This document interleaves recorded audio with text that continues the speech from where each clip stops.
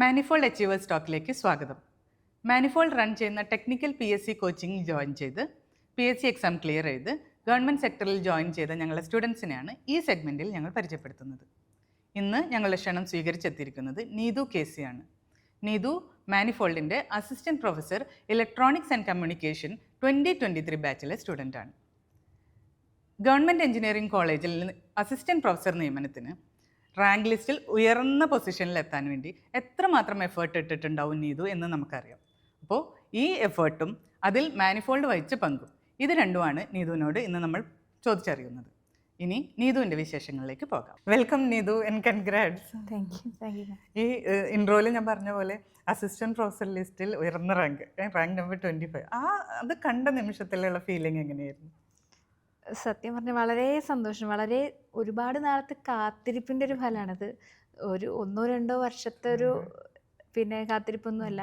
നമ്മൾ പഠനകാലം തൊട്ട് സ്വപ്നം കണ്ടതാണ്. അതൊരിക്കലും നടക്കുന്നൊന്നും വിചാരിച്ചിട്ടില്ല. അത് പോസിബിളായി എന്ന് പറഞ്ഞപ്പോൾ ഇപ്പോഴും ശരിക്കും പറഞ്ഞാൽ അത് വിശ്വസിക്കാൻ പറ്റുന്നില്ല.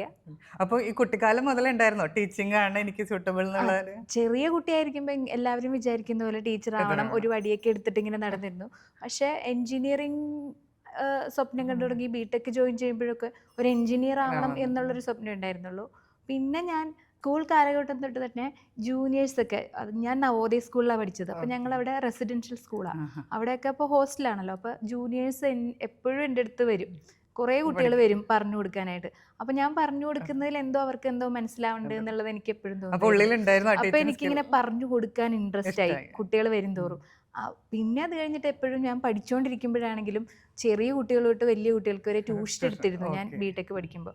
അപ്പോഴും ഒക്കെ എനിക്ക് ആ ഒരു ഇത് വന്നു. പിന്നെ MTechന് ജോയിൻ ചെയ്യുമ്പോഴാണ് ഈ സബ്ജക്റ്റ് കൂടുതലും ഡീപ്പായിട്ട് അറിഞ്ഞു തുടങ്ങിയപ്പോൾ എനിക്ക് കൂടുതലും എപ്പോഴും ഇങ്ങനെ ഡീപ്പായിട്ട് അറിയാൻ ഭയങ്കര ഇഷ്ടവും. അതൊരാൾക്ക് ക്ലാസ്സിലുള്ള ക്ലാസ്മേറ്റ്സിനാണെങ്കിലും പറഞ്ഞു കൊടുക്കാനും അങ്ങനെയൊക്കെ. അപ്പോഴാണ് പിന്നെ ടീച്ചിങ്ങിലോട്ടൊരു ഇഷ്ടം വന്നു തുടങ്ങിയത്. അപ്പോൾ ഈ ഗവൺമെന്റ് സെക്ടറിൽ ടീച്ചിങ് പൊസിഷനിൽ എത്തണം എന്നാണ് തീരുമാനിച്ചത്? ഇപ്പോൾ പറയുന്ന പോലെ ടീച്ചിങ് ആയിട്ട് ഒരു പാഷൻ വന്നു എന്നല്ലാണ്ട് ഒരു ഗവൺമെൻറ് സെക്ടറിൽ ഇലക്ട്രോണിക്സ് ആൻഡ് കമ്മ്യൂണിക്കേഷൻ പഠിച്ച കുട്ടികൾക്ക് ഇത്രയും ഓപ്പർച്യൂണിറ്റി എവിടെയൊക്കെ ഉണ്ടെന്ന് എനിക്കറിയില്ലായിരുന്നു. കല്യാണം കഴിഞ്ഞ് തൃശ്ശൂർ വന്നു കഴിഞ്ഞിട്ട് ഗസ്റ്റ് ലെക്ചറായിട്ട് പോളിയിലൊക്കെ പോയി കഴിഞ്ഞപ്പോഴാണ് അവിടെ പുതിയതായിട്ട് പോളി ലെക്ചേഴ്സ് ജോയിൻ ചെയ്തവരെ കാണുകയും അവരുടെ ലൈഫും അവരുടെ ഡ്രീമൊക്കെ സെറ്റ് ആയത് കണ്ടപ്പോഴാണ് ഗവൺമെൻറ് എഞ്ചിനീയറിംഗ് കോളേജിൽ തന്നെ ഒരു ജോലി വേണമെന്ന് തോന്നുന്നത് ഗസ്റ്റായിട്ട് പോയപ്പോഴാണ്. പിന്നെ അവിടെ ഉള്ള എല്ലാ ടീച്ചേഴ്സും നമ്മളെ ഭയങ്കര മോട്ടിവേറ്റഡ് ആക്കി. അപ്പോൾ എപ്പോഴാണ് മാനിഫോൾഡിൽ കോച്ചിങ് എടുക്കണം എന്ന് ഡിസൈഡ് ചെയ്തത്? അപ്പോൾ തന്നെ, കാരണം അവിടെ ഞാൻ ഗസ്റ്റായിട്ട് 2-3 പോളിടെക്നിക്കിൽ ഗസ്റ്റായിട്ട് വർക്ക് ചെയ്യുമ്പോൾ അവിടെ വന്ന പോളി ലെക്ചേഴ്സ് എല്ലാവരും മാനിഫോൾഡിൽ പഠിച്ചവരാണ്. ഇനി ഗസ്റ്റായിട്ട് എൻ്റെ കൂടെ വർക്ക് ചെയ്തവരും മാനിഫോൾഡിൽ പഠിച്ചതും അവരുടെ ക്ലാസ്സുകളെ കുറിച്ച് ഇങ്ങനെ പറയും, അവിടുത്തെ ഫാക്കൽറ്റിനെ കുറിച്ച് പറയുന്നത് കേൾക്കുമ്പോൾ എനിക്കും അവിടെ പഠിക്കണം. പോളി ലെക്ചറിന് അവിടെ പഠിക്കാൻ പറ്റാത്തത് വലിയൊരു നഷ്ടമായിട്ട് എനിക്ക് അത് ഇപ്പോഴും മനസ്സിലുണ്ട്. അപ്പൊ ഇനി അടുത്തതിന് നമുക്ക് അവിടെ പഠിക്കണം എന്നൊരു സ്വപ്നം, അത് ഉറപ്പിച്ച കാര്യമാണ്. കാരണം തൃശ്ശൂർ മാത്രമുള്ള കുട്ടികളല്ല, അങ്ങ് ട്രിവാൻഡ്രം തൊട്ട് ഈ അറ്റം വരെയുള്ള കുട്ടികൾ മാനിഫോൾഡിൽ പഠിച്ച ഒരുപാട് പേരെ എനിക്കറിയാം. അപ്പോൾ അന്ന് തൊട്ടുള്ള ആഗ്രഹമായിരുന്നു ഇത് പഠിക്കുന്നത്. മാനിഫോൾഡ് ക്ലാസ്സസിനെ പറ്റിയിട്ടുള്ള എക്സ്പീരിയൻസ് ഒന്ന് ഷെയർ ചെയ്യോ? മാനിഫോൾഡ് ക്ലാസ് പറഞ്ഞ പോലെ ഞാൻ അസിസ്റ്റൻറ്റ് പ്രൊഫസർ നോട്ടിഫിക്കേഷൻ വരുന്ന സമയത്തും ആ ദിവസവും ഞാൻ സെക്കൻഡ് കുട്ടീനെ പ്രഗ്നൻ്റ് ആവുന്ന ദിവസവും അറിയുന്നത് ഒരു ദിവസമായിരുന്നു. അപ്പോൾ ഞാൻ എൻ്റെ പ്ലാനിങ് മൊത്തം തെറ്റി. എനിക്കതിൽ വിഷമായിരുന്നു ശരിക്കും. എൻ്റെ ഡ്രീം ജോബ് അതിലേക്ക് ഞാൻ വിചാരിച്ച പോലെ പഠിക്കാൻ പറ്റില്ല. കാരണം ഗസ്റ്റായിട്ട് ഞാൻ വർക്ക് ചെയ്യുന്നുണ്ട്. 2ാമത്തെ കുട്ടിയാണ്, പ്രഗ്നൻ്റ് ആണ്. ഇനി ഒരു 2 വർഷം പഠിക്കാനുള്ള സമയം പ്രഗ്നൻസി ടൈമും ഡെലിവറി ടൈമും ഭയങ്കര ബുദ്ധിമുട്ടായിരിക്കും എന്ന് മനസ്സിലായി. അപ്പോൾ ഞാൻ എന്ത് ചെയ്യണം എന്നറിയാതെ നിൽക്കുന്ന സമയത്ത് എനിക്ക് ഏറ്റവും ഹെൽപ്പായ ഒരു ഇൻസ്റ്റിറ്റ്യൂഷനാണ് മാനിഫോൾഡ്. കാരണം നമുക്ക് ടെക്സ്റ്റ് ബുക്ക് ഉണ്ട്, നമുക്ക് ഏകദേശം ബേസിക് സബ്ജക്ട് നോളജ് ഉണ്ട്. എങ്കിൽ പോലും നമ്മളൊരു കോച്ചിങ് സെൻറ്ററിൽ ചേരുമ്പോൾ ആദ്യം ഞാനൊരു കോച്ചിങ് സെൻറ്ററിൽ ചേർന്നിരുന്നു. അവിടെ എനിക്ക് ആ സിലബസിൻ്റെ 10% പോലും അവിടെ കവർ ചെയ്തിട്ടുണ്ടായില്ല. അപ്പോൾ എനിക്ക് എന്ത് ചെയ്യണം എന്നറിയാണ്ട് നിൽക്കുക. എനിക്കധികം ടൈമും ഇല്ല, വളരെ കുറച്ച്, മറ്റുള്ളവർക്ക് കിട്ടുന്ന സമയവും ഇല്ല. അപ്പോൾ വളരെ കുറച്ച് സമയത്തിനുള്ളിൽ എനിക്ക് ഈ കാര്യങ്ങളൊക്കെ ഗ്രാസ്പ് ചെയ്തെടുക്കുകയും വേണം. മാനിഫോൾഡിൽ ഞാൻ വരുമ്പോഴത്തേക്കും ശരിക്കും ഇവിടെ വരുമ്പോൾ ഇവർ പോലും അയ്യോ ഇത്രയും ലേറ്റ് ആയിട്ട് ഇത് എങ്ങനെ ജോയിൻ ചെയ്യും, എങ്ങനെ പഠിച്ചെടുക്കുമെന്ന്. പക്ഷെ എനിക്ക് ഉറപ്പുണ്ടായിരുന്നു. കാരണം ഇവിടെ പഠിപ്പിക്കുന്ന ടീച്ചേഴ്സിനെ കുറിച്ച് ഞാൻ അറിഞ്ഞിട്ടുണ്ട്, എങ്ങനെയാണ് അവരുടെ ക്ലാസ് എന്ന്. ആ ക്ലാസ് ഞാൻ എങ്ങനെയായാലും ഒരു ദിവസത്തെ ഒരു 10 മണിക്കൂറെങ്കിലും ഞാൻ എടുത്തിട്ട് എനിക്കറിയാൻ വയ്യാത്ത പോർഷൻ കണ്ടു തീർക്കുമെന്നും എനിക്ക് ഉറപ്പായിരുന്നു ശരിക്കും ഇവിടെ ജോയിൻ ചെയ്യുമ്പോൾ എനിക്ക് ഇവിടെ വന്നാൽ കിട്ടുമെന്ന്. അതേസമയം അവിടെ വന്നില്ലെങ്കിൽ എനിക്ക് ഉറപ്പായിട്ടും ചിലപ്പോൾ ഇതിൽ വരാൻ പറ്റില്ല. കാരണം ആ സിലബസ് അങ്ങനെ ഒരു സിലബസ് ആയിരുന്നു അവസാനം വന്നത്. ഒരിടത്തും ഇല്ല അതിൻ്റെ ഒന്നും ടോപ്പിക്സിൻ്റെ കൺസെപ്റ്റ് ഒന്നും. അപ്പോൾ നമുക്ക് മാനിഫോൾഡ് തന്നെയാണ് എൻ്റെ ലൈഫിൽ അസിസ്റ്റന്റ് പ്രൊഫസർ അച്ചീവ് ചെയ്യാൻ ഹെൽപ്ഫുൾ ആയിട്ട്.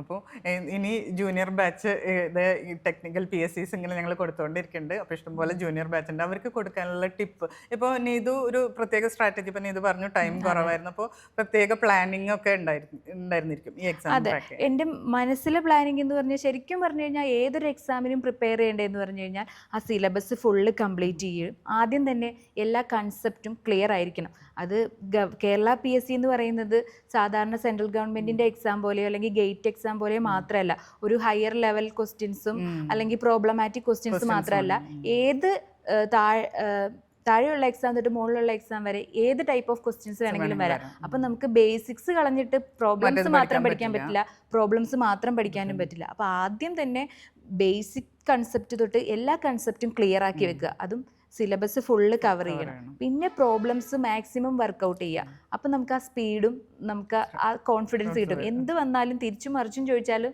നമുക്ക് ആൻസർ ചെയ്യാൻ പറ്റണം എന്നുള്ളത്. അപ്പോൾ ഇവിടെ വന്നപ്പോൾ നമ്മൾ പഠിക്കുന്നുണ്ടെങ്കിലും നമുക്ക് ഇഷ്ടമുള്ള കുറച്ച് സബ്ജക്ട്സ് ആയിരിക്കും നമ്മൾ എപ്പോഴും പഠിക്കുക.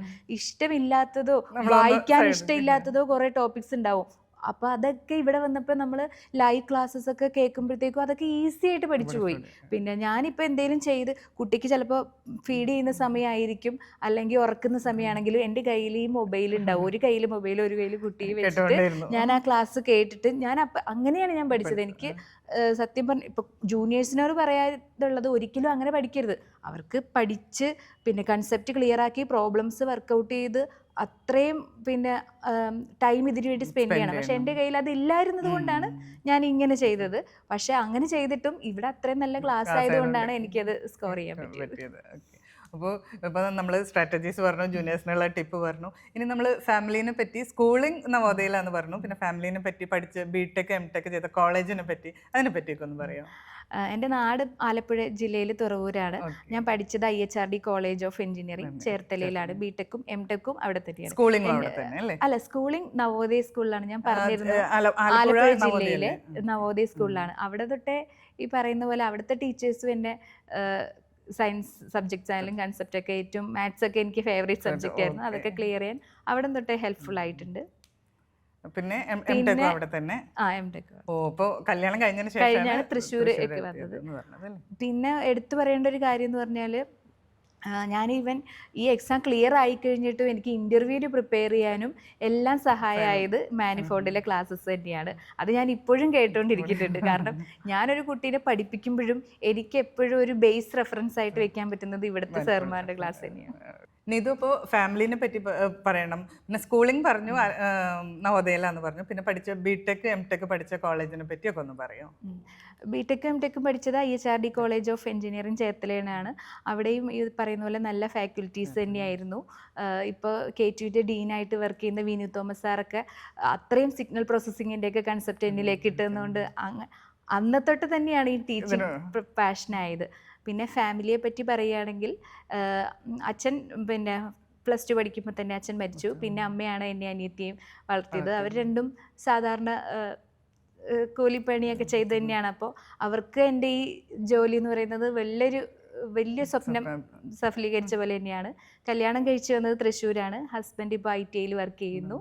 അതേപോലെ കല്യാണത്തിന് ശേഷം ഒരിക്കലും നമുക്ക് ഒരു സ്ത്രീകൾക്ക് പഠിക്കാനുള്ള സമയവും സന്ദർഭമൊക്കെ കുറവായിരിക്കും. അതിന് എനിക്ക് ഏറ്റവും താങ്ക്ഫുൾ എൻ്റെ അമ്മായിയമ്മയോടാണ്. കാരണം അത്രയും എനിക്ക് എന്നെ ഒരു കാര്യത്തിലും ടെൻഷൻ അടിപ്പിക്കാണ്ടും എനിക്ക് ടൈം തന്നു. മോള് പഠിച്ചോ എന്ന് പറഞ്ഞിട്ട് എൻ്റെ കുട്ടികളെ നോക്കുകയും എല്ലാം ചെയ്ത് എൻ്റെ ഹസ്ബൻഡും അമ്മായിയമ്മയാണ്. എല്ലാ ക്രെഡിറ്റും സ്പെഷ്യൽ താങ്ക്സ്. ഓക്കെ, അപ്പോൾ എത്രയും പെട്ടെന്ന് ജോയിനിങ് ഓർഡർ കിട്ടട്ടെ. നല്ല ടീച്ചർ ആവട്ടെ. എല്ലാ നന്മകളും. Thank you.